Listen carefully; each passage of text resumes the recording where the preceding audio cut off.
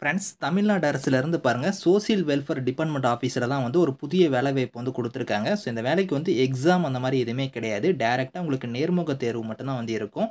சேலரின்னு பொறுத்த வரைக்கும் 20,000 உங்களுக்கான சேலரி வந்து வரும். ஸோ கல்வி தகுதியை பொறுத்த வரைக்கும் பாருங்கள், குறைந்தபட்சம் நீங்கள் 10th பாஸ் பண்ணதுல இங்கே டிகிரி வரைக்குமே வந்து எலிஜிபிள் தான். அப்ளிகேஷன் ஃபீஸ் அந்த மாதிரி எதுவுமே கிடையாது. ஸோ போஸ்டிங்ஸை பொறுத்த வரைக்கும் இளநிலை உதவியாளர் கேட்டகரி, டைப்பிஸ்ட் கேட்டகரிக்கு வந்து உங்களுக்கு போஸ்டிங்ஸ் கொடுத்துருக்காங்க. ஸோ லாஸ்ட் டேட் வந்து பாருங்கள் 1 ஜூலைக்குள்ளார நீங்கள் வந்து அப்ளை பண்ணிக்கலாம். ஸோ இப்போ அந்த வேலைக்கான நோட்டிஃபிகேஷன் டீட்டெயில்ஸ் நம்ம பார்க்கலாம். ஸோ கைஸ் இதான் வந்து பாருங்கள் உங்களுக்கு அஃபிஷியல் நோட்டிஃபிகேஷன். ஸோ உங்களுக்கு சிவகங்கை மாவட்டத்திலேருந்து பாருங்கள் சமூக நல அலுவலகத்தில் தான் வந்து இந்த வேலைவாய்ப்பு வந்து கொடுத்துருக்காங்க. இதுக்கு வந்து நீங்கள் எப்படி வந்து விண்ணப்பிக்கிற மாதிரி இருக்குன்னா, ஸோ நீங்களே வந்து உங்களோட அப்ளிகேஷன் ஃபார்மேட் வந்து ரெடி பண்ணிக்கோங்க.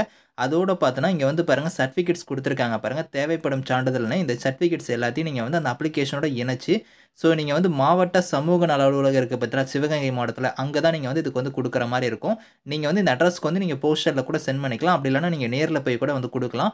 ஸோ லாஸ்ட் டேட்னா வந்து பார்த்தோன்னா 1 ஜூலை தான் வந்து லாஸ்ட் டேட்டு. ஈவினிங் 5 PM நீங்கள் வந்து விண்ணப்பிக்கணும் அப்படிங்கிறத கொடுத்துருக்காங்க.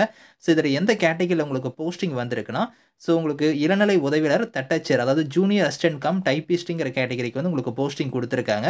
எக்ஸாம் அந்த மாதிரி எதுவுமே கிடையாது. உங்களுக்கு வந்து நேர்முக தேர்வு வச்சு தான் உங்களுக்கு வந்து இதில் வந்து ஷார்ட் லிஸ்ட் பண்ணுவோம் அப்படிங்கிற மாதிரி கொடுத்துருக்காங்க.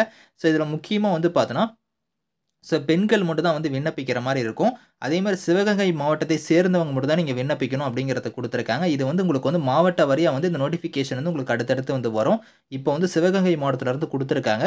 கல்வி தகுதினா நீங்கள் 10ஆம் வகுப்பு வந்து நீங்கள் தேர்ச்சி பெற்றிருந்தால் விண்ணப்பிக்கலாம். அது மட்டும் இல்லாமல் ஸோ நீங்கள் தமிழ் மற்றும் ஆங்கிலத்தில் வந்து பாருங்கள் முதுநிலை வந்து நீங்கள் படிச்சிருக்கணும். அதாவது டைப்பிங் வந்து பார்த்தோன்னா போத் ஹையர் டைப்பிங் வந்து நீங்கள் முடிச்சிருக்கணும் அப்படிங்கிற மாதிரி கொடுத்துருக்காங்க.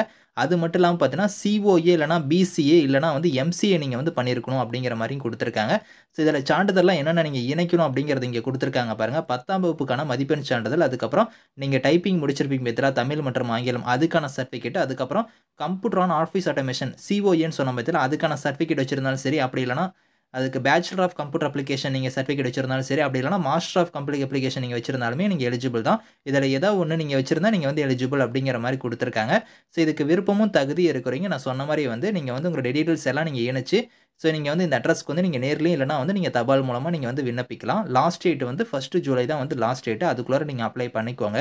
Thank you friends.